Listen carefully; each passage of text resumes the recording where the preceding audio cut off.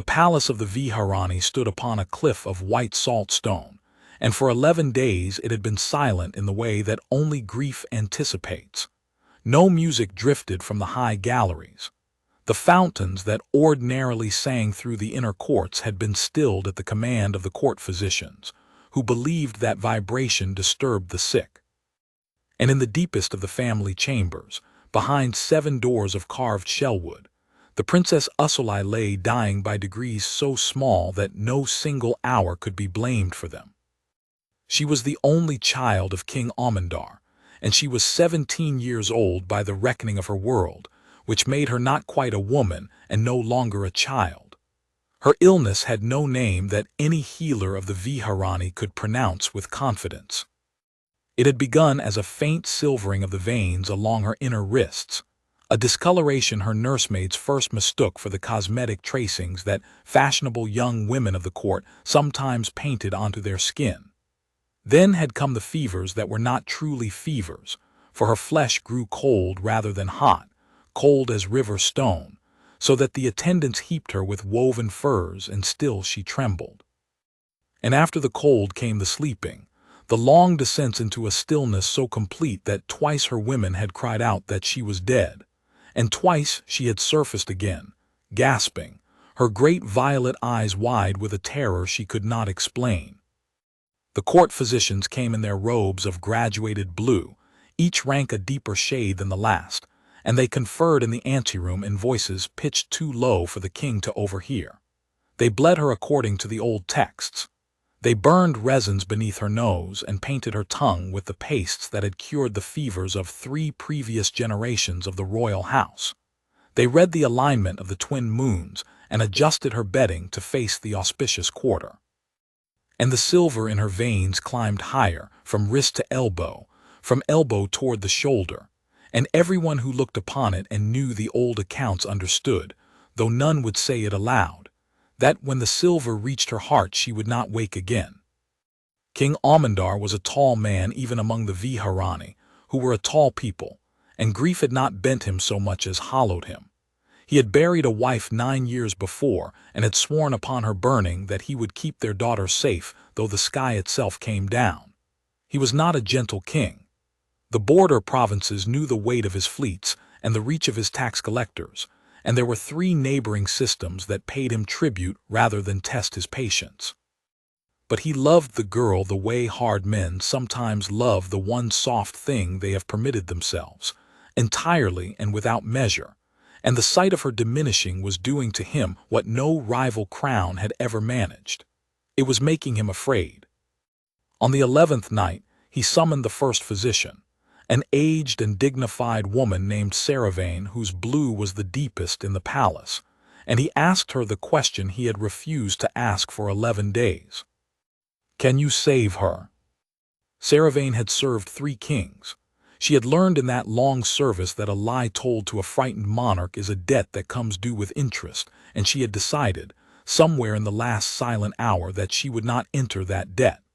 She folded her long hands and she bowed her head and she said, "No, Majesty, not I and not any of my order.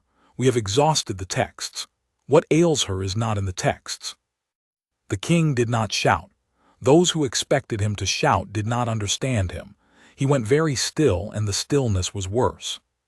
"Then what is in the texts," he said, "and what is not?"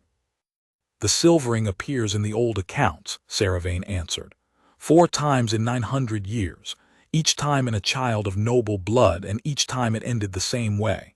It is written that the affliction comes from within the blood itself, that some hidden thread of the body turns against the whole.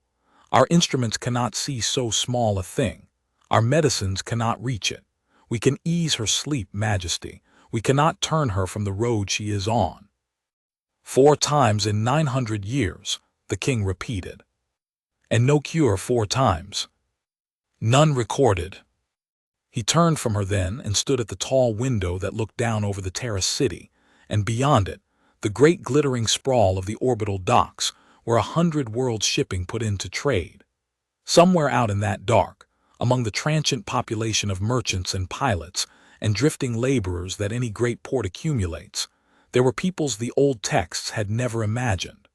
The Vharani had joined the wider community of stars only 2 generations past. Their medicine was ancient and proud and entirely their own, and it had never once looked outward for help, because a proud old house does not ask the strangers at its gate to set its bones. But a proud old house will do a great many things it swore it never would, when the alternative is watching its last child go cold. "Send to the port authority," the king said, without turning. "Every healer, every physician, every mender of flesh of whatever race who can be found within the docks by dawn. I will hear them all. I will hear anyone. Go." Vane, who had expected reproach and received instead the abandonment of 900 years of Vharani pride, bowed lower than she had bowed in decades and went to do as she was bidden. The summons went out in the gray before dawn, and it went out clumsily, because the palace had no practice at asking the wider galaxy for anything. It was relayed through the harbor master, and from the harbor master to the guild registrars, and from the registrars to the notice boards and comm channels of the vast floating town that clung to the underside of the orbital ring.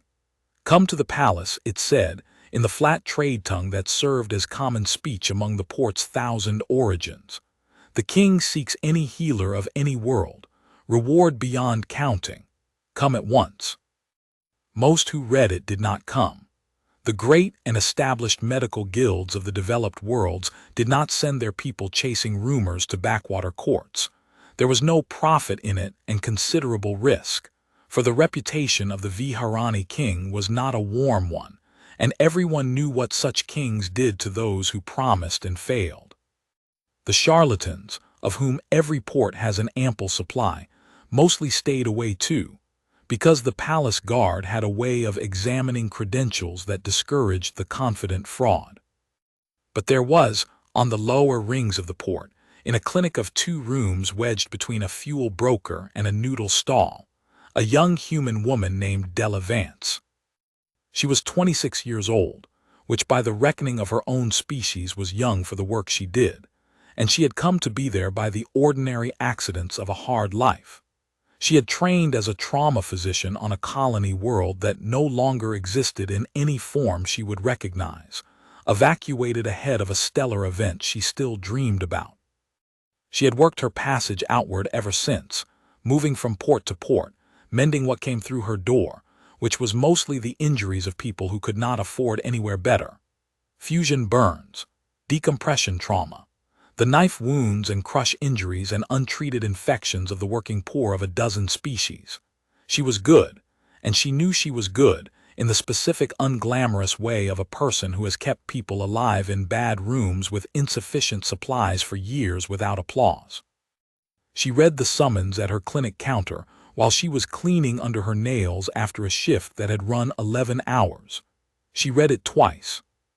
And then she did a thing she could not entirely have explained afterward, which was that she closed the clinic, put on the least disreputable of her 2 coats, and went upring toward the palace, carrying her instrument case in one hand as she had carried it every working day since she was 21. It was not the reward that moved her, or not only. It was the phrase "any healer of any world," and behind it the picture her mind assembled without permission, a patient somewhere that everyone had given up on. She had a weakness for those. She had built a whole roving life on the principle that giving up was a decision, not a fact, and that the decision could sometimes be refused. She was very tired, and she did not expect to be admitted, and she went anyway. The palace admitted a great many people that morning, and dismissed most of them within minutes. They came in a strange procession through the lesser audience hall, each ushered before a panel of the court physicians in their graduated blue, each given the same brief description of the princess's affliction, each asked what they could do. A membrane-skinned physician from the ammonia worlds proposed a course of treatment that would have frozen the princess solid and offered no assurance she would thaw. A pair of gene menders from a corporate medical concern quoted a fee and a timeline and admitted, under Saravane's precise questioning, that they had never seen the condition and were essentially proposing to experiment. A holy man of some order. Della did not recognize offered prayer, and was thanked, and shown out. One after another they came and were weighed and found wanting, and the court physicians grew colder and more certain with each dismissal that this whole exercise was a humiliation forced on them by a grieving king, and that no good would come of it. Della waited on a stone bench in a long cold corridor for 6 hours. She watched the others come and go. She heard, from the fragments that drifted out of the hall, enough to assemble a rough picture of the case, and the picture disturbed her, because it was specific in a way that suggested a real disease and not a curse or a poisoning or any of the dramatic things a court likes to imagine. Silvering of the veins. Progressive. Cold rather than heat. Episodes of profound unresponsiveness. Onset in adolescence. She turned it over and over while she waited, the way she could not help turning over any puzzle set before her, and by the time the ushers finally called her forward she had, without any patient to examine and on nothing but corridor gossip, the beginning of a suspicion. The lesser audience hall was high and cold and lit by tall windows, and at its far end, upon a raised seat, sat the king. Della had not expected the king. The others, she gathered, had been seen only by the physicians.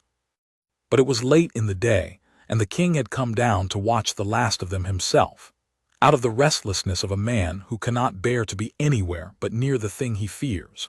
And so Della Vance came before the panel of blue-robed physicians, with the king of the Vharani watching from his high seat.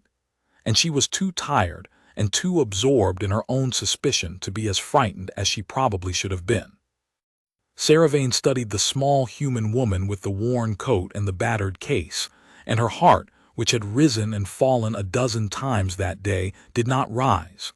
"You are a physician," she said. It was not quite a question. "I'm a trauma doctor," Della said, "which is a physician who's usually in a hurry." "Yes." "You have treated the Vharani." "No," Della said. "I've never met one before today. I've treated 14 other species. The principles carry further than people think." A rustle went through the blue robes at that, a soft collective disapproval. Vane's expression did not change. "Then you cannot know our physiology." "Not the way you do," Della agreed. "You've been studying it for 900 years. I'd be a fool to pretend otherwise." She set her case down on the cold floor, unhurried. "But I've been listening in your corridor for 6 hours, and I've heard enough to want to ask some questions. May I ask them? If the answers say I can't help her, I'll go, and I won't waste the king's time, but I'd like to ask." Vane looked at her for a long moment. Then she looked, very briefly, up toward the high seat, and whatever she saw there decided her. "Ask," she said. Della asked. She asked them in the plain, quick sequence of a woman who has stood at 1,000 bedsides and learned which questions matter. When did it begin, exactly? Was there any change in the girl's food or surroundings before it began? Did anyone else in the household show any sign of it, however small? Was the silvering warm or cold to the touch? Did it follow the veins exactly or spread beyond them? The sleeping episodes, how long, how sudden, and what preceded them? Had she been given any medicine before the illness, for anything at all, even something small? The physicians answered, some grudgingly, some with the reflexive precision of people who cannot resist a good question well aimed. And with each answer the thing in Della's mind that had been a suspicion grew slowly toward a shape. "One more," she said at last. "The 4 cases in your old accounts, the ones that ended the way you're all afraid this will end, were they related to the royal house? Were they all of the same blood?" The hall went quiet. "They were all of noble blood," Vane said slowly. "That much is recorded. Close blood to each other." The first physician was silent for a moment, doing an arithmetic she had never had reason to do. "The great houses of the Vharani are old," she said, "and much intermarried. It is possible. It is likely, in fact." "Why do you ask?" And Della Vance, standing small and tired in her worn coat in that cold high hall, with the king of the Vharani leaning forward now upon his high seat, said the thing that changed the temperature of the room. "Because I don't think your princess is cursed," she said, "and I don't think she's poisoned. I think there's something written wrong in the smallest part of her, something she was born carrying and that only woke up when she grew. I think it's in the blood the way you said, but not the way you meant. And if I'm right, then it's the kind of wrong that can sometimes be corrected.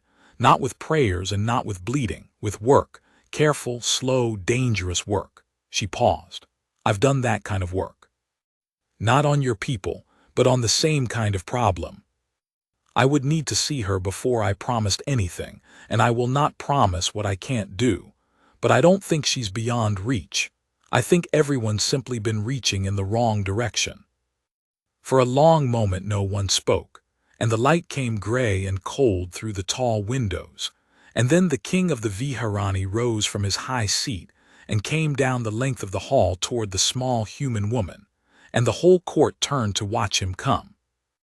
King Almondar stopped a single pace from Della Vance, close enough that she had to tilt her head back to meet his eyes, and he looked down at her with an expression she could not read at all. His people were not easy to read. Their faces moved differently than a human's, the emotion running through the eyes and the set of the long jaw rather than the mouth, and Della had learned across many species that the first mistake was to assume you understood a face you had never studied. So she did not try to read him. She only stood very still and met his gaze and waited, the way she waited over a patient whose vitals were sliding, doing nothing until she knew what the right thing was. "You said work," the king said. His voice was low and did not hurry. "You said dangerous. Explain the danger. Whose?" "Hers," Della said at once. "Mostly hers. If I'm right about what's wrong, then fixing it means going into her blood at a level smaller than your instruments can see, and finding the specific place where the instruction is written wrong and correcting it without disturbing the 10,000 things around it that are written right. That's delicate past describing. If my hand slips or my judgment slips, I could do harm your physicians couldn't undo. I won't pretend otherwise. You asked for the danger. That's the danger." "And to you?" Della understood the question. She had understood dimly from the moment she read the summons in her clinic that a king who says reward beyond counting is a king who is also, silently, saying and consequence beyond counting, and that the two travel together in courts like this one. "If I fail," she said, "I imagine that's your affair to decide, Majesty. I came anyway, so you can take it that I've already thought about it." Something moved behind the king's eyes. It might have been respect. It might have been only the reflex of a man recalculating a person he had underestimated. "The others promised," he said. "You have not promised." "The others wanted to be chosen," Della said. "I want to see your daughter. Those aren't the same thing. Let me examine her with your physicians present with their instruments and their knowledge at my side, and I'll tell you honestly whether I can help. If I can't, I'll say so and I'll go and you'll have lost an hour. If I can, I'll tell you exactly what it will take and exactly what could go wrong, and then you'll decide, not me. I don't heal by promising. I heal by looking first." Sarah Vane, standing a little apart, felt something she had not felt in 11 days, and was wary of it because it was hope. In 30 years of medicine, she had learned to distrust the confident and to listen to the careful, and this small human was the most careful person who had come through the hall all day. She stepped forward before the king could answer and said, "Majesty, I would hear this one at the bedside. She asks the questions I would ask if I did not already know the answers were failing me. It costs us nothing to let her look." The king was silent for the space of 3 breaths. Then he turned, the great decision made as such men make them, all at once and without visible effort, and he said, "Come, all of you. Now." The 7 doors of carved shellwood opened one after another, and Della Vance walked through them into the deepest chamber of the palace, and there she saw the Princess Usulai for the first time. The girl lay in a wide bed beneath heaped furs, and she was beautiful in the particular fragile way of the very sick, her skin gone from the healthy pale gold of her people to a translucent thing through which the silvering showed like frost on the underside of a leaf. It had reached her upper arms. Della could see it climbing, thread by delicate thread, and she could see too the faint rise and fall of the girl's breath, slow, too slow, with long pauses between that made the attendants flinch each time. Usulai was in one of the sleeping states, deep under, her violet eyes closed, her face smoothed of everything but the enormous tiredness of a body fighting itself. Della set down her case. She did not touch the girl at once. She stood and looked, taking in the whole picture the way she had been taught long ago, before she ever laid a hand on a patient, because the hands lie in the eyes if you make them patient, mostly do not. Then she said very quietly to Saravane, "May I?" "You may." She examined the princess for a long time, with a thoroughness that silenced even the most skeptical of the blue robes, because whatever else this human was, she was plainly a physician to the bone. She traced the silvering without disturbing it. She felt the temperature of the girl's skin at a dozen points and noted where the cold was deepest. She lifted an eyelid and looked into the great violet eye and studied how it answered the light. She listened, with her own old human instruments, and then with the far finer Vharani ones that Saravane silently offered her, to the strange doubled rhythm of the girl's heart. She asked for the records of the 4 old cases and read them where she stood, slowly, her lips moving faintly over the unfamiliar script as Saravane translated the archaic terms. And all the while the king stood at the foot of the bed and did not move and did not speak, and the danger in the room, which was the danger of his hope, grew until it was almost unbearable. At last Della straightened. She was quiet for a moment, ordering what she would say, because she had learned that the words you use over a sick child's bed are remembered forever by everyone who loves that child, and she did not spend them carelessly. "I think I know what this is," she said. "I want to be careful with how sure I sound, because certainty is cheap and I don't want to sell it to you. But I've seen the shape of this before in my own species and in 2 others, and your old accounts describe the same shape. So here is what I believe, and you may test every word of it with your own knowledge." She turned so that she spoke to Saravane and the king together, physician and father, because both had to understand. "Every living thing carries a set of instructions inside its smallest parts," she said, "written in a language of chemistry that tells the body how to build and repair itself. It's copied 1,000,000,000 times over a life, and now and then a copy carries an error. Most errors are nothing, but sometimes a child is born with an error in an instruction that isn't used until the body changes, until it grows toward adulthood. The instruction sleeps through childhood. Then adolescence wakes it, and the body begins faithfully to follow the wrong instruction.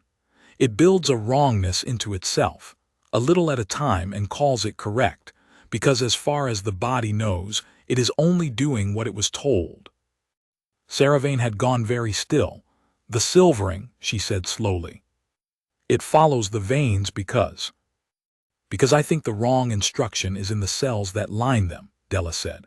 "The body is remaking the vessel walls according to a corrupted plan, and the silver is what that corruption looks like when it accumulates. The cold, the sleeping, those are downstream. When the vessels don't do their work, the tissues starve of what the blood carries, and the body slows itself to survive, and slows and slows." She looked at the girl in the bed. "It reaches the heart last because the heart is remade last. That's why your accounts all end the same way. By the time anyone sees the silver, the plan has been corrupting for years, and nothing you can do to the grown body will help because the body isn't broken. It's obeying. You have to change the order it's obeying." The king spoke for the first time since the doors had opened. "Can that be done?" "Sometimes," Della said. "Not always, it depends on the error. Some are too large, too woven into everything, and you can't touch them without unraveling the whole cloth. But some are small. A single wrong letter in a single wrong word. And a single wrong letter can be corrected if you can reach it, and if you can be sure you're changing only that letter and nothing near it. I have tools for that. Fine tools made for exactly this that I've carried a long way and used more than once. But I cannot tell you which kind of error your daughter carries until I read it. And reading it will take time, and doing it right will take steadiness, and there is no undoing it if it's done wrong. How long to read it? Said the king. 2 days, perhaps 3. I'll need your physicians and your instruments. I can't do it alone, and I wouldn't want to. What I bring is a way of thinking about the problem and a set of tools. What they bring is 900 years of knowing your bodies. Neither is enough alone. Both together might be. The blue robe stirred at that. It was not a small thing that the human had said. She had not come to replace them or to shame them. She had come, in effect, to ask them to work beside her, and there is no faster way to turn a proud physician from an enemy into an ally than to need him honestly and say so. Saravane felt the change go through her order like a tide turning, and she was old enough to be grateful for it, and wise enough not to remark on it. And when you have read it, the king said, if it is the small kind, what then? Della was quiet for a moment. She looked at the sleeping girl, at the silver climbing toward the fragile hollow of her throat. Then I would have to go in and correct it, she said. Into her blood, into the smallest place, with a hand that cannot shake and a judgment that cannot wander, while she lies there and cannot help me and cannot be numbed the way you'd numb her for ordinary surgery, because the medicines that would numb her would also blur the very things I have to see. She'll be awake, or half awake and afraid, and I'll have to work anyway. It's the hardest thing I know how to do. I've done it 4 times, 2 lived, 2, she stopped. 2, I couldn't reach in time. I want you to know that number before you decide anything. 4 times 2 lived. That's the honest figure, and I won't dress it up for you. She had said the thing that the gene menders would never have said, the thing that the confident charlatans could not have afforded to say. And in saying it she became, to the king, and to Saravane, and to every blue-robed physician in that cold, deep room, the only person who had walked through the palace gates that day whom they could actually believe. King Amandar looked at the small, tired human woman for a long time. Then he looked at his daughter, and something in his hard, hollowed face broke open a little, just at the eyes, and he said in a voice that had gone rough, "Read it. Read the wrongness in her, and then tell me what you find and I will decide." They gave Della a room adjoining the sick chamber, and they gave her Saravane, and they gave her the full weight of the Vharani medical order, and for 2 days and the better part of 2 nights she did not really sleep. It was not the kind of work that could be done in a hurry, and she did not hurry it, though the silver climbed a little higher each day and everyone in the palace could feel the clock in it.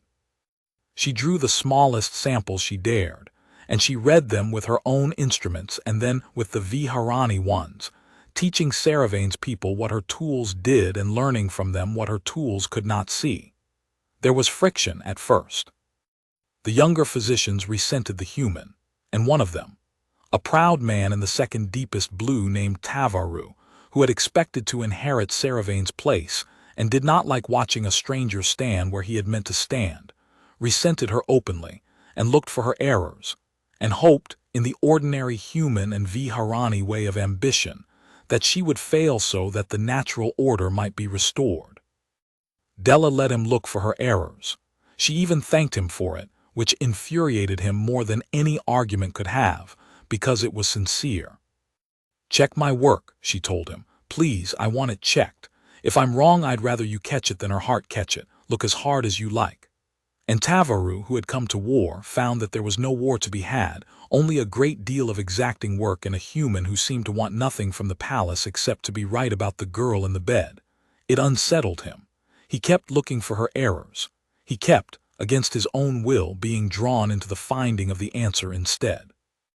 And on the evening of the 2nd day, bent over the combined readings of 2 civilizations' instruments, with Saravane on one side of her and the unwilling Tavaru on the other, Della Vance found the wrongness in the Princess Usulai. It was small. It was a single misplaced instruction, one wrong letter in one wrong word, in the plan the body used to build the lining of its vessels. It was, in the terrible lottery of such things, the kindest possible version of the disease, not the large kind woven through everything, but the small kind, the correctable kind, the single-letter kind. And Della sat back from the instruments and put her hands over her face for a moment, not in despair, but in the particular exhaustion of a person who has just learned that the impossible thing is merely nearly impossible, which is a great deal harder to bear than simple impossibility, because now it has to be attempted. "It's the small kind," she said when she took her hands away. "I can reach it. I think I can reach it." She looked at Saravane and at Tavaru, whose face had done something complicated. "Which means now comes the part I was afraid of, because knowing where the wrong letter is and reaching in with a steady enough hand to change it and only it, while she lies there awake and cannot be numbed, those are very different things. Tell the king. Tell him I found it and it's the kind that can be corrected, and that I'll need everything you have and everything I am, and even then it may not be enough. But it can be tried. For the first time in 900 years of your accounts, it can honestly be tried." The king heard the news standing as he heard everything, and he did not smile, because men like Almondar do not permit themselves to smile at hope until hope has proven itself, having been burned once too often by the smiling. But he closed his eyes for a moment, and when he opened them he said, "What do you need?" "Time to prepare," Della said. "A day, maybe two. Not more. The silver's at her collarbone and I won't wait past what's safe. A clean room, your people know cleanliness, I've seen it, so that's the least of it. Your finest instruments and your finest hands beside me." And she hesitated, because this was the part that would sound strange to a court that had spent 900 years believing this disease was a curse. "I need her awake as she can bear to be. I need her to be able to hear me, and to hold still because I've asked her to, and not because she's been drugged into holding still. The stillness I need can't come from your medicines. It has to come from her." Saravane frowned. "You would put a frightened, dying child through the most delicate work of your life, and not spare her the knowing of it." "I would spare her everything I could," Della said, "and the one thing I can't spare her is the one thing that might save her. If I numb her enough to spare her the fear, I blur the very signals I have to read to know where I am inside her. It's a cruel arithmetic. I've hated it every time. But a body that's fighting the numbing, or gone slack and unresponsive under it, moves in ways I can't predict, and I need her not to move, and the only reliable stillness in the universe is the stillness a person chooses. So I need her awake enough to choose it, which means I need her to trust me. Which means, before I go anywhere near her blood, she and I are going to have to talk." And so, on the day before the attempt, Della Vance sat down at the bedside of the Princess Usulai during one of the girls' waking spells, and the two of them talked, alone, at Della's request, with even the king sent beyond the Shellwood doors. The princess was frightened. She had every reason to be. She had spent 11 days listening to her physicians grow quieter and her father grow harder, and she had a young person's clear, terrible intuition for the truth beneath the reassurances, and she knew she was dying. She looked at the small human woman who had appeared at her bedside like a rumor from the port, and she said, in a whisper worn thin by the cold, "You are the one they say might save me." "I'm the one who's going to try," Della said. "I want to be honest with you because I think you'd know if I wasn't, and then you wouldn't trust me, and I need you to trust me. So here's the truth. I found what's wrong with you. It's small. It's the kind of wrong I've fixed before, and tomorrow I'm going to try to fix it. But it's dangerous and it might not work, and I need your help to do it, and I can't do it if you're too afraid. So I've come to tell you exactly what's going to happen so that nothing tomorrow surprises you. Surprise is the enemy. Understanding is on our side. Will you let me tell you?" The princess looked at her for a long time with her great violet eyes, and then, slowly, she nodded. So Della told her. She told her without flinching and without cruelty, in the plain, clear way she would have wanted the truth told to her, if it had been her own body dying by silver degrees. She explained the wrong letter and the corrupted plan, and she explained the tools, and she explained that Usulai would be awake, and that it would be frightening, and that there would be a long stretch of time during which the princess would have to lie utterly still, stiller than she had ever held herself, while Della worked inside her at the smallest scale, and that the stillness was the princess's part of the work, the one thing no one else in the room could do for her. "Your father can't hold still for you," Della said.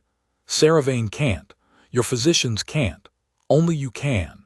It's the hardest thing anyone's ever going to ask of you, and I'm sorry it's you that has to do it because you didn't ask for any of this. But you're the only one who can. And I've watched you these 2 days, and I've read your face when you thought no one was looking, and I think you're braver than anyone in this palace has given you credit for. I think you've been brave for 11 days while everyone treated you like something already broken. So I'm not going to treat you like something already broken. I'm going to treat you like my partner in this, because that's what you're going to be. Can you do that with me? Can we do this together?" And the Princess Usolai, 17 years old and dying, who had spent 11 days being spoken over and around and above by people who loved her too much to tell her the truth, looked at the small, honest human who had finally told it, and something changed in her face. The first thing to change in it in 11 days that was not the illness. It was resolve. "Tell me what to do," she said, "and I will do it. I do not want to die in my sleep like the 4 before me. If I am to go, I would rather go awake and trying. And if I am to live," her voice caught, "then I would like very much to live. Yes. We will do it together." Della took the girl's cold hand in both of hers, careful of the silver, and held it, and neither of them said anything for a while. And outside the shellwood doors, the king of the Vharani stood with his back to the wall and his eyes closed, and did not know what passed between them, only that when the human woman came out at last her face was set in the particular way of someone who has just taken on a weight she means to carry all the way to the end. The night before the attempt, the palace did not sleep. Word had spread, as word does, through the terraced city and down to the docks and out along the trade channels, that a human doctor from the port meant to try the thing that had never been done, to reach into the dying princess and change the wrongness written in her blood. The great houses of the Vharani, who had gathered at the palace to be near the king in his grief, now gathered to witness, and the mood among them was not kind. They were an old, proud people, and it galled the proudest of them that the last hope of the royal line should rest in the hands of a small human from the lower rings, a species barely 2 generations known to them, whose whole civilization was younger than some of their family feuds. There were those among them who half wished the human to fail, not out of malice toward the princess, but out of a deep offended pride that could not bear the shape of the salvation being offered. Chief among these was the Lord Vaskar, a cousin of the king and the head of a house nearly as old as the throne, who stood next in the succession should Usolai die without heir. He did not, in his own accounting of himself, wish the girl dead. But he had spent his life a single death away from a crown, and a man cannot stand that close to a throne for that long without some part of him leaning toward it, and he found, examining the situation, that he did not much want the human to succeed, and he found reasons for this that had nothing to do with his own ambition and everything, he told himself, to do with the honor of the Vharani. It was beneath the dignity of the royal house, he argued in the gathered halls, to stake the succession on the untested hand of an alien. If the girl was fated to die, let her die in the care of her own people, with dignity, and not be made a specimen for a human's experiment. He said as much to the king, formally, in the gathered court on the eve of the attempt, and there were nobles enough who murmured agreement that the king could not simply dismiss it. And so, a thing happened that Della Vance had not asked for and did not want. The attempt became a matter of state. The king, pressed by his court and by 900 years of pride, decreed that the human's work would be witnessed. Not by physicians alone, but by the great houses, from the gallery of the healing chamber, so that whatever happened, it would happen in the full sight of the Vharani nobility, and no one could later say that the royal house had hidden its shame or its miracle. Saravane came to Della that night, grim, to tell her of it. "They will be watching," the old physician said. From the gallery, The great houses and Lord Vaskar, who would not weep to see you fail, I fought it. I told the king that a surgeon's hand needs quiet and not an audience of enemies. He agrees, and he could not prevail. It is a matter of state now, and the pride of the houses is in it.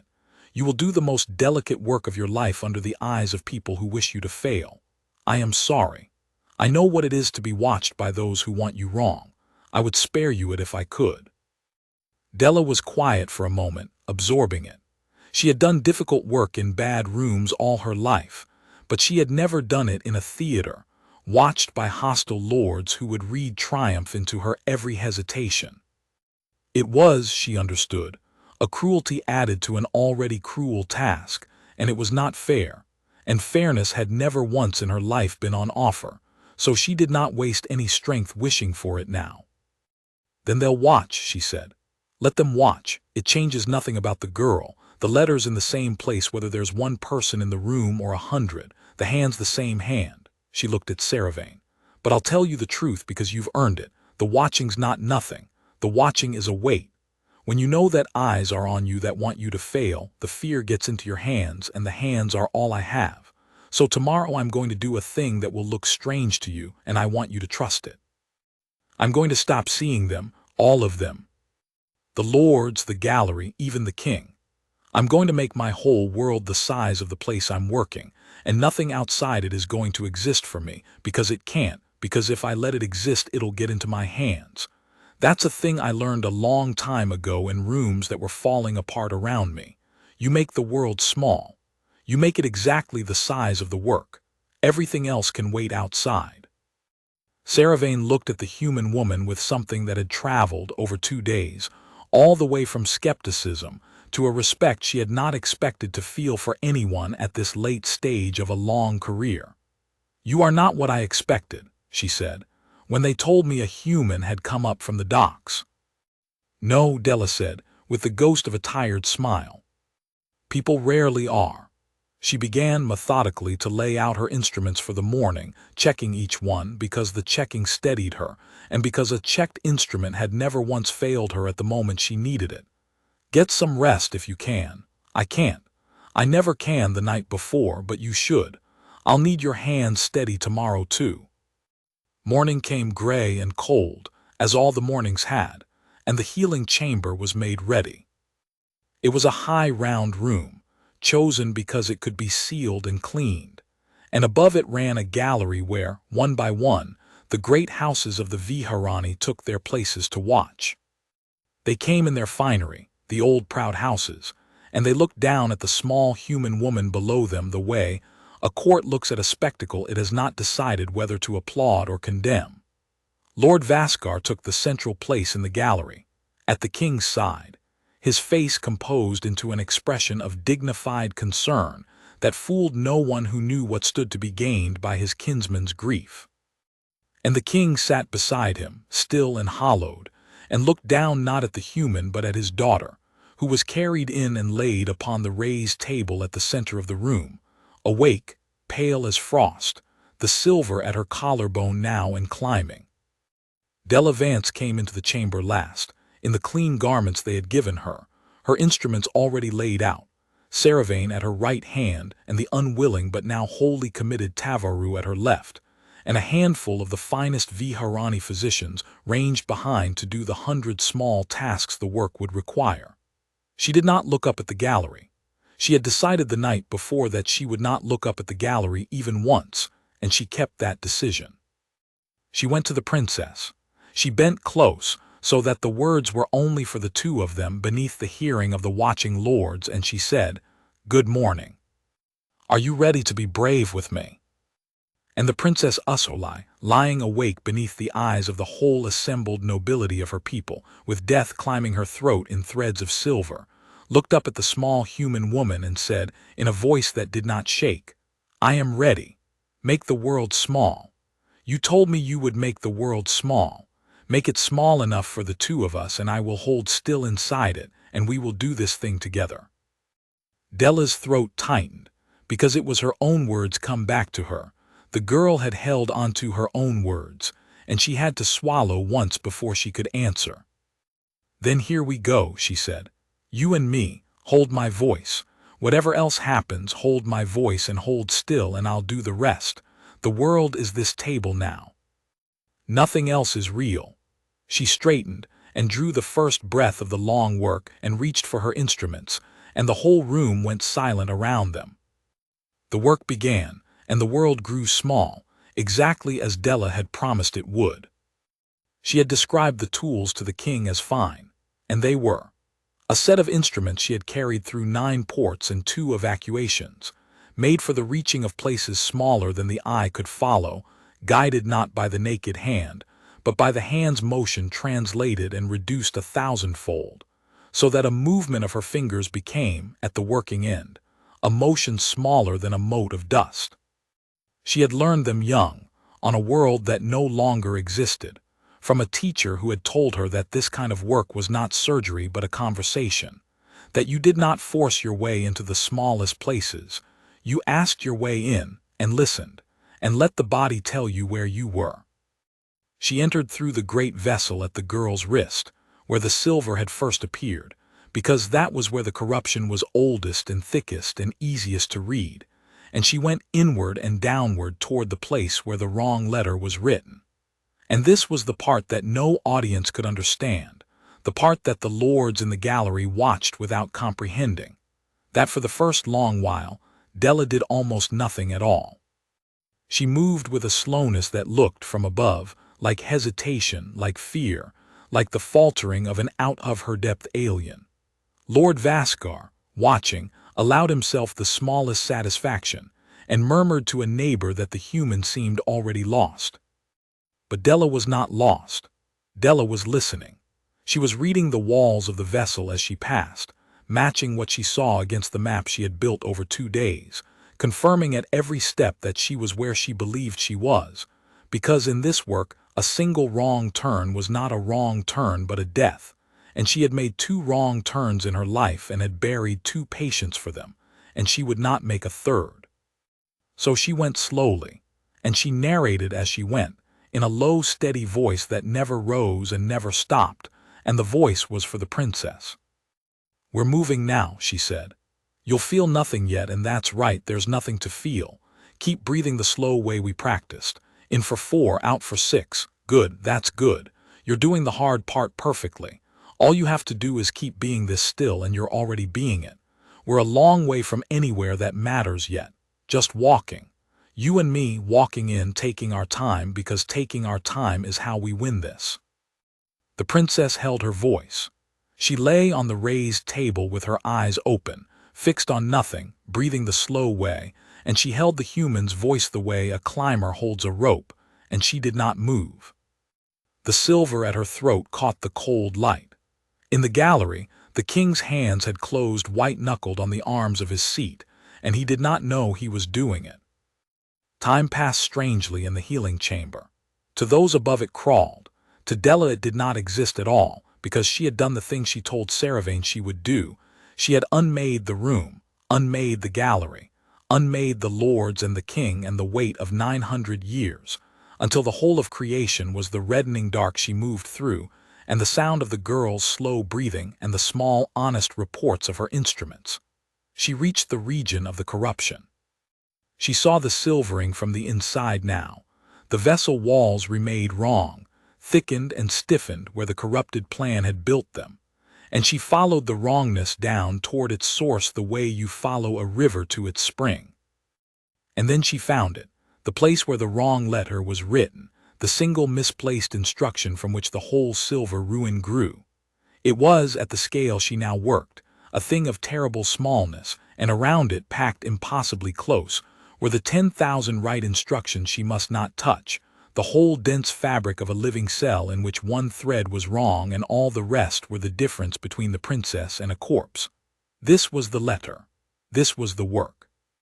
Everything before had been the walk to the door. Now she had to open it without breaking the wall.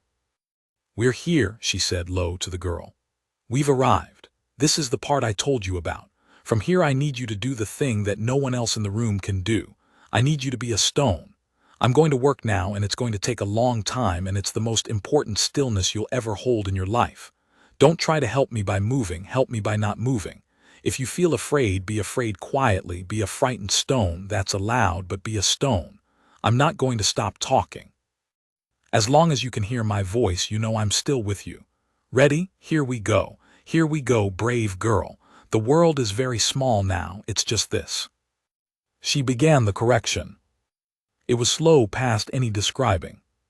She worked at the single wrong instruction with tools that translated the tremor-free motion of her fingers into motions finer than thought, isolating the wrong letter from its neighbors, easing it apart from the fabric that held it.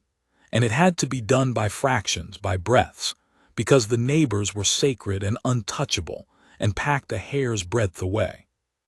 Once early, the girl's breathing hitched, a spasm of fear, a body's involuntary flinch, and everything shifted a fraction, and Della's own heart stopped, and she said, without any change in her voice, "That's all right. That was all right. Nothing broke. Find the slow breathing again. In for 4, there, we're fine. That was nothing. Stones breathe too, they just breathe slow. Good girl."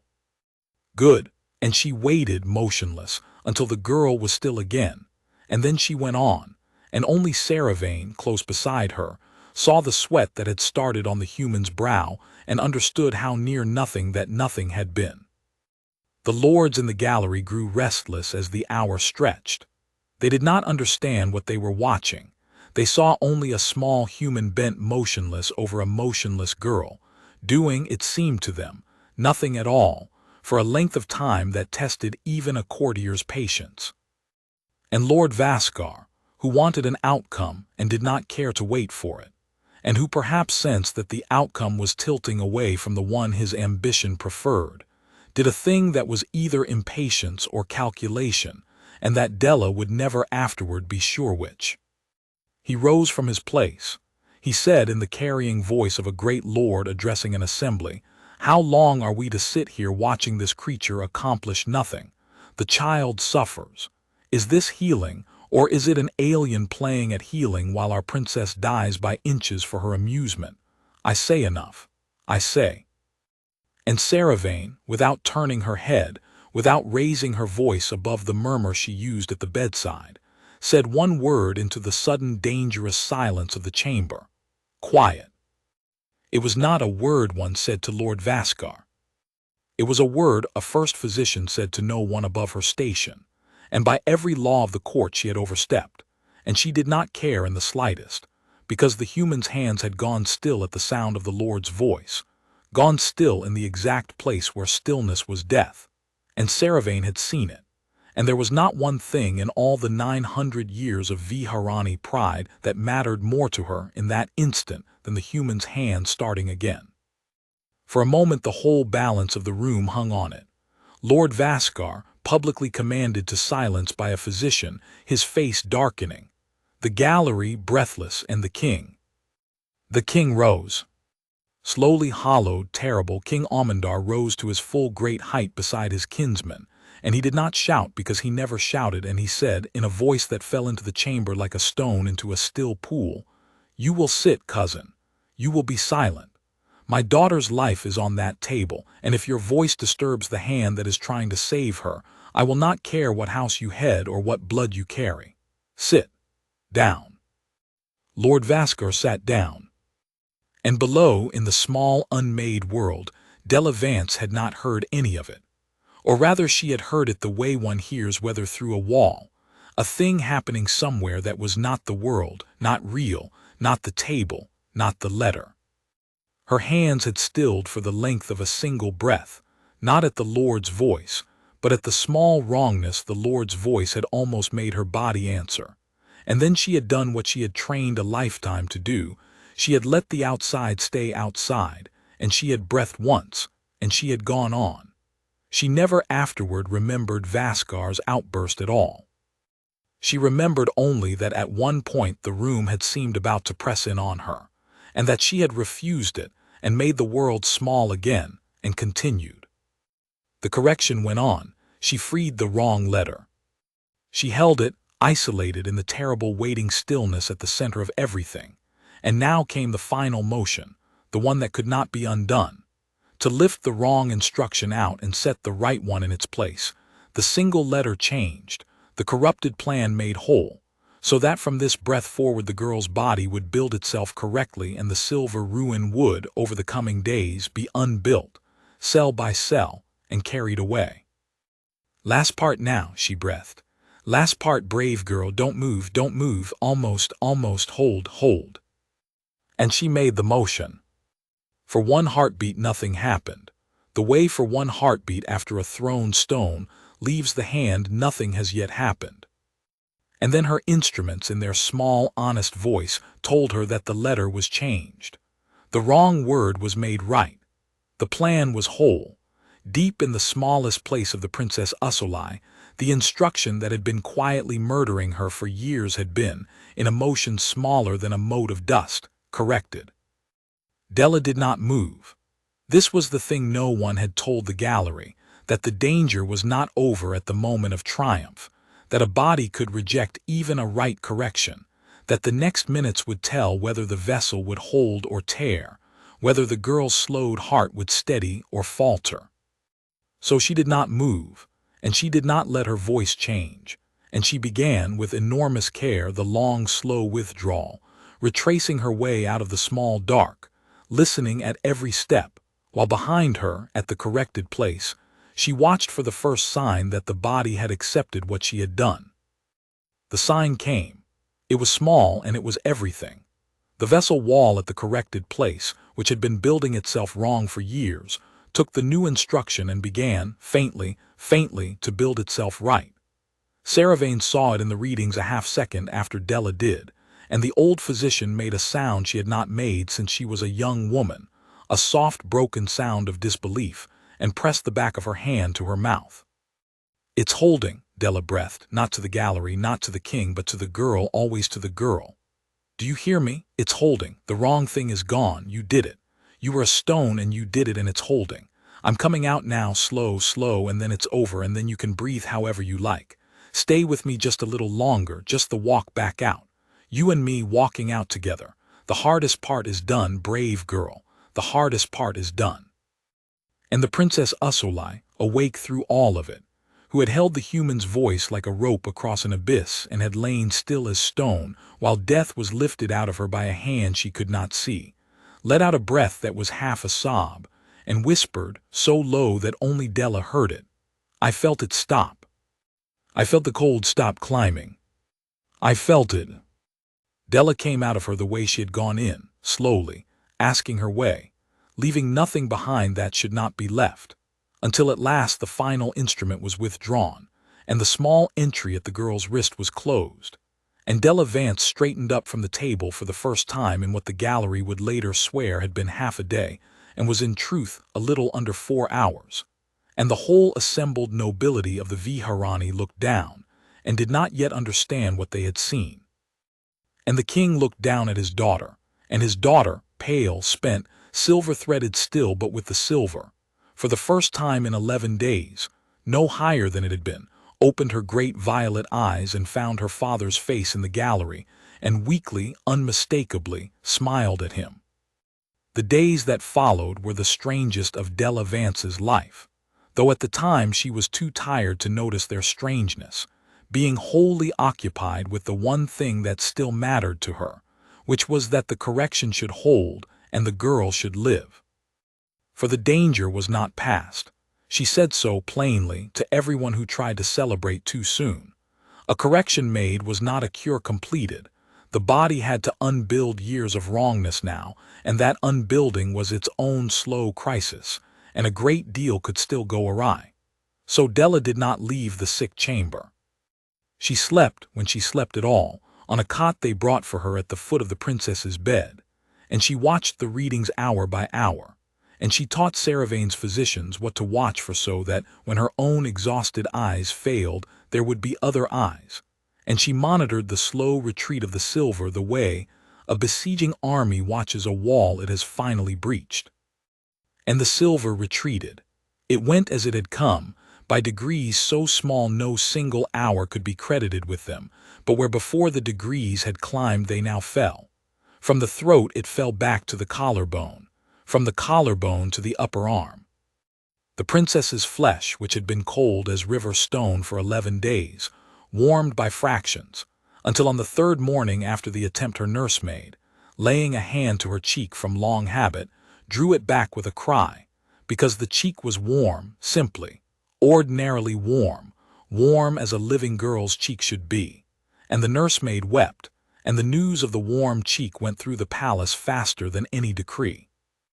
Usulai woke more and slept less, and the sleeps grew shallow and ordinary, the sleeps of a tired body mending rather than a dying one drowning. She was very weak. She would be weak for a long while. The illness had taken much, and the taking would not be given back in a day. But she was mending. Every reading said she was mending, and Della, who had learned across a hard life to trust readings over hope, at last permitted herself, on the 5th day, to believe it in the place where belief costs something. She told the king on the 5th day. He had come, as he came every day, to stand at the foot of the bed and look at his daughter, and Della came to stand beside him, and she said quietly, "She's going to live, Majesty.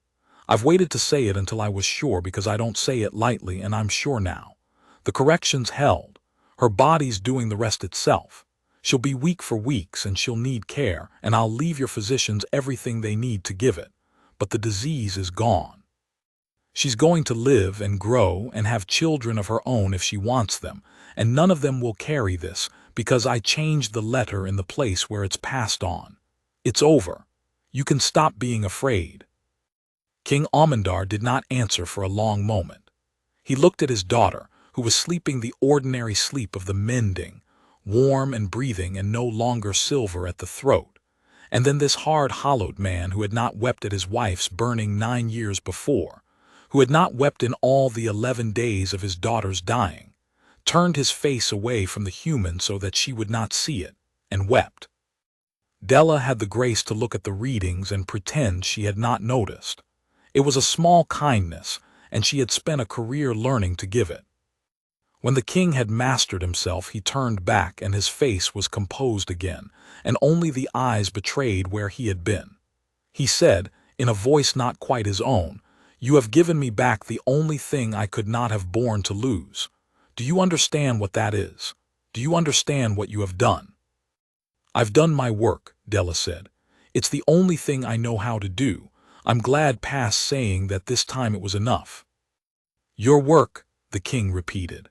Something in the plainness of it seemed to strike him. "Your work. The great houses of my people looked down at you from that gallery and saw a small creature from the docks doing nothing at all for 4 hours and being scolded by lords, and they thought, many of them thought, that they were watching a failure. And you were doing the impossible the whole time, so quietly that they could not tell it apart from failure. There is a lesson in that I do not think my people have ever learned." He was silent a moment. "You will not go unrewarded. I told the port I would give reward beyond counting, and I am a man who keeps his word, and I have not yet begun to think what could possibly be enough. But that is for later. For now, rest. You have not rested. Rest in my house as long as you will." The court, which had watched the humans 4 motionless hours with skepticism and hostility, now had to reckon with what those hours had bought, and courts do not perform such reckonings gracefully. There were those among the great houses who could not, even now, quite forgive the shape of the salvation, who found it easier to admire the princess's survival than to admit that a human had bought it, and who told each other that the Vharani physicians had done the real work, and the alien had merely lent a tool. Della never troubled herself to correct them. She had spent her life among people too proud to thank the person who mended them, and she had learned that the mending was the thing and the thanks was extra, and that a physician who worked for thanks would starve on the gratitude of the world. She let the proud houses save their faces. It cost her nothing, and it kept the peace, and the girl in the bed was warm. But there were others in the court who had watched more closely and understood more truly, and chief among these, to his own great surprise, was Tavaru. The proud young physician who had come to the human side hoping to catch her in error had stood at her left hand through all 4 hours of the correction, close enough to see everything, close enough to understand exactly what he was watching, and he had watched a small tired human do a thing that he now knew, with a physician's certainty, that no one in the 900-year history of his order could have done. It had broken something in him and remade it. He came to Della on the 6th day, stiff with the effort of it, and he said, "I wished you to fail. You knew it. You thanked me for checking your work, and you meant it, and all the while I wished you to fail so that I might have what I thought was mine. I am ashamed. I have come to say that I am ashamed and to ask if you would teach it. The way of thinking. Not only the tools, a tool can be bought. The way you looked at her illness and saw a wrong letter where we had seen a curse for 900 years. I would learn to see that way if you would teach it, and I do not deserve to ask, and I am asking." And Della, who had liked him better than he knew from the moment he started hunting her errors, because an honest enemy is worth 10 flattering friends, said, "There's nothing to forgive. You checked my work, which is the most useful thing anyone did all week. Of course I'll teach it. It's the only thing I've ever wanted, to leave the seeing that way behind me in more heads than my own, so it doesn't die when I do. Sit down. We'll start now. You already have the hardest part, which is that you'd rather be right than proud, and most people never get that far." They began that day, physician and physician, and it was the start of a thing that would outlast both of them, though neither knew it yet. As for Lord Vascar, he left the palace on the 4th day, quietly, without ceremony, before the full measure of his conduct in the gallery could be weighed against him. He had risen to stop the human's hand at the very moment that hand was saving the succession he stood to inherit, and the king had commanded him to sit in front of the whole assembled nobility, and there was no house so old that it could carry those two facts without a stoop. He went home to his estates and was not seen at court for a long while, and when at last he returned, he was a smaller man in the eyes of the Vharani than he had been, not because the king punished him. The king never spoke of it, but because everyone had seen, and everyone remembered, and the memory did the work that no decree could have done.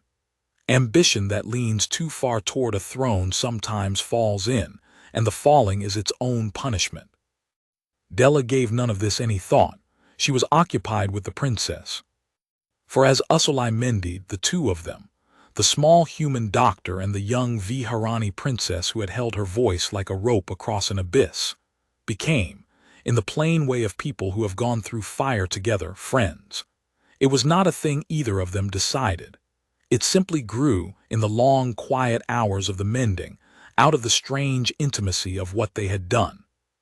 The princess wanted to understand what had been done to her.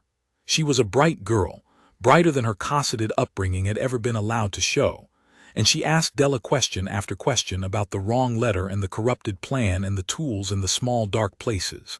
And Della, who could no more resist a good question than she could stop breathing, answered them all, and drew diagrams, and explained, and watched the girl's mind wake up and stretch itself the way a body stretches after long illness.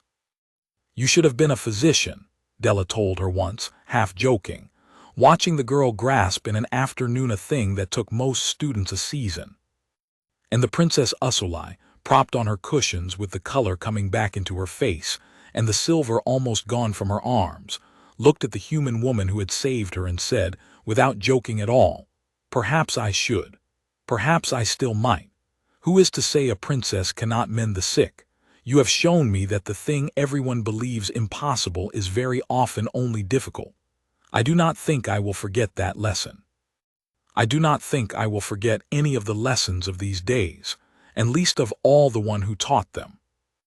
On the 9th day, when the princess was well enough to sit up unaided and take food and speak at length without tiring, the king summoned Della Vance to the great audience hall, not the lesser hall where the healers had been weighed and dismissed, but the great hall, the throne hall, where the Vharani crowned their kings and received the ambassadors of worlds. Della came in her worn coat, because it was the only coat she had, and she had refused the finery the king's stewards had pressed on her, not out of pride, but because it seemed to her a small dishonesty to arrive as something she was not. She had come up from the docks a doctor in a worn coat, and she would stand before the king as a doctor in a worn coat, and if the coat offended the great houses, that was, she thought, a useful thing for the great houses to sit with. The hall was full. The great houses had gathered again, all of them, and this time they were not gathered to witness a spectacle they expected to fail. They had had 9 days to learn what the human had done, and to watch the princess mend, and to feel the mood of the king, and courtiers are nothing if not students of the mood of the king. So they stood in their ranked finery, and watched the small human woman walk the long length of the hall toward the throne, and the quality of their watching had changed entirely from the day of the gallery. Then they had looked down at her. Now they looked at her, and did not quite know how to hold their faces, because a thing had happened for which their 900 years of precedent had given them no ceremony. At the far end upon the throne sat King Amendar, and beside him, in a seat that had been placed there at his order, pale and thin and upright, wrapped in a robe against the chill her body still could not quite fight, sat the Princess Usulai, alive and warm, and present in the great hall for the first time in the memory of most of the court, brought there at her own fierce insistence, because she had said that she would not lie in a bed while the woman who saved her was honored in a hall the princess could not reach.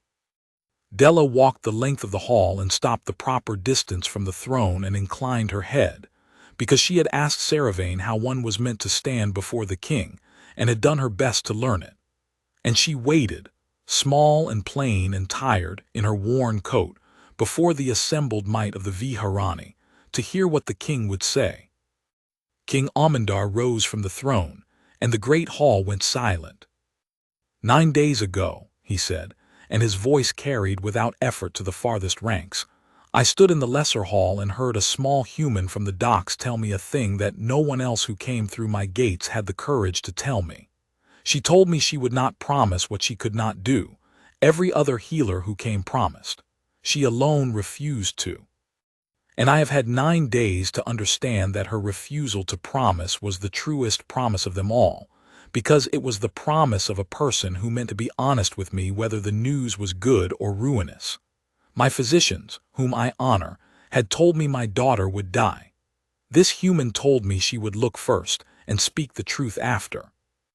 And then she looked, and she found what 900 years of our own accounts had never found. And she did what 900 years of our own hands could never do. He paused and looked for a moment at his daughter, warm and living in the seat beside his throne. There is a custom among us, the king went on, as old as this hall. When a subject of the crown performs a service beyond the reach of ordinary reward, the king may raise that subject, may change their place in the order of things, and the place of their line after them, so that what they were is no longer what they are. It has been done for generals who saved the realm, and for the founders of the great houses who stand in this hall today. It has never been done for one who was not born Vharani. There is no precedent. I have consulted the keepers of the custom, and they can find none. A dry note entered his voice. I have decided that the absence of precedent is not my concern. Precedent is a wall built by the dead to keep the living from doing what needs doing. My daughter is alive because a human refused to be stopped by a wall of 900 years. I will not now be stopped by a wall of custom. He descended the steps of the throne, as he had descended toward her in the lesser hall 9 days before, and he came and stood before Della Vance, and the whole court held its breath.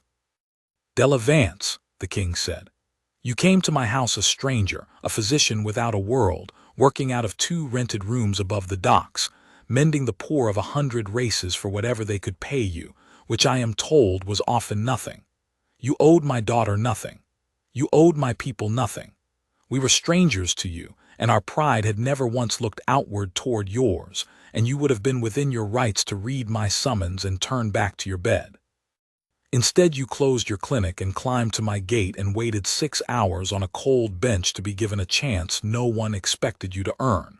And having earned it, you did not ask what it would buy you. You asked to see the patient. That, and that alone, is why I trusted you, because you wanted the girl more than you wanted the reward.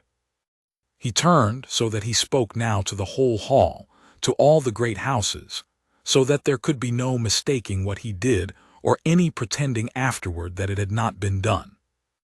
Hear me then and remember it and carry it to your houses. From this day, Della Vance is no longer a stranger in the realm of the Vharani. I raise her.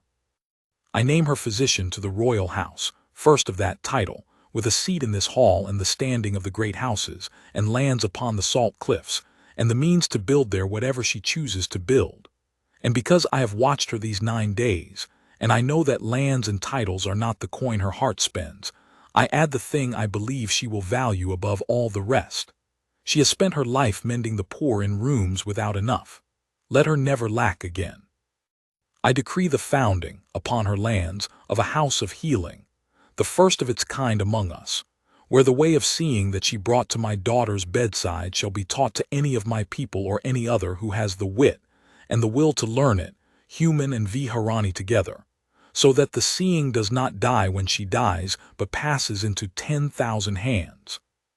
She shall be its head, and it shall bear whatever name she gives it, and it shall stand upon the cliffs above my city for as long as there is a city, so that no child of the Vharani need ever again be told that their sickness is a curse, when it is only a difficulty that no one has yet learned how to see.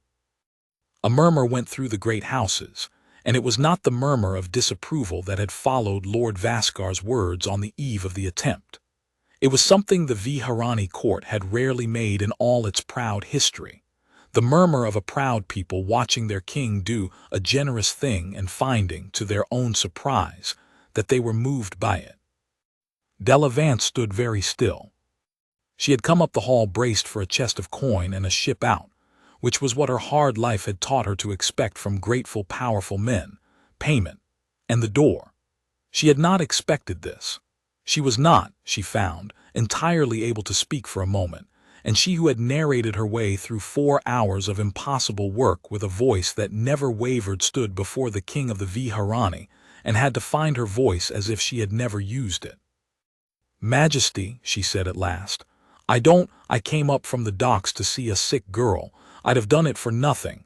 I want you to know that because it matters to me that you know it. I didn't do it for this."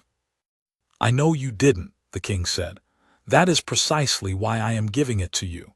A reward earned by wanting it is a wage. A reward given to one who never asked is something else. It is the only kind worth a king's giving." Something almost gentle crossed his hard face. "Will you accept it?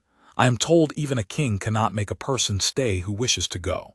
If you wish to go back to your 2 rooms and your worn coat and your endless road, I will not stop you, and I will send you away richer than you came, and I will remember you as long as I live. But I would rather you stayed. My people need the seeing you carry. My daughter, I think, would be sorry past telling to watch you leave. And you," he studied her, "you have spent your whole life a stranger everywhere, mending in rooms without enough. I am offering you a home and enough and hands to teach. I think perhaps you have wanted those things longer than you have let yourself know." And Della Vance, who had been a physician without a world since the world she came from ended, who had carried her instruments through 9 ports and 2 evacuations, and built her whole roving life on the principle that giving up was a decision and not a fact, stood in the great hall of the Vharani and understood that the king had seen her true, all the way down, past the worn coat to the tired heart that had wanted, for longer than she had let herself know, exactly this: a place to stand, and enough. And someone to teach the seeing to before it died with her. She looked past the king to the seat beside the throne, to the Princess Usulai, pale and thin and warm and alive, who was watching her with great violet eyes and who mouthed, silently, across the length of the hall, the words she had spoken on the table when the world was small. Together. Della's throat tightened. She inclined her head, and when she straightened, her eyes were bright, and her voice, when it came, was steady the way it was steady over a patient, the way it was steady when the thing mattered most. "Then I'll stay," she said. "I'll stay, Majesty, and I'll build your house of healing, and I'll teach the seeing to anyone with the wit and the will, human and Vharani both, for as long as I have breath to teach it. And I'll give it a name." She looked again at the princess, and the ghost of a tired, joyful smile touched her mouth. "I'll call it the house where nobody is beyond reach, because that's the only thing I've ever really known, and it's the only thing worth leaving behind, that giving up is a decision, and that it can always, always be refused. And so it was done. The king of the Vharani changed the fate of a small human doctor from the docks forever, not with a chest of coin and a door, but with a home and a purpose, and a place among the great houses of an ancient people. And Della Vance, who had come up a cold corridor braced for payment and dismissal, walked back down the great hall a physician to the royal house, with lands upon the salt cliffs and a school to build and a princess for a friend. The house of healing rose upon the cliffs above the city, as the king had decreed, and it stood there for a very long time, and children who would once have been told their sickness was a curse were told instead that it was only a difficulty no one had yet learned to see. And then someone learned to see it, in a room where the first thing every student was taught, before the tools and before the seeing, was the thing the small human had said over a dying girl's bed. That the world, when the work is hard enough, must be made very small, exactly the size of the one life in front of you, and that no life, made small enough and looked at closely enough and refused to be given up on, is ever truly beyond reach.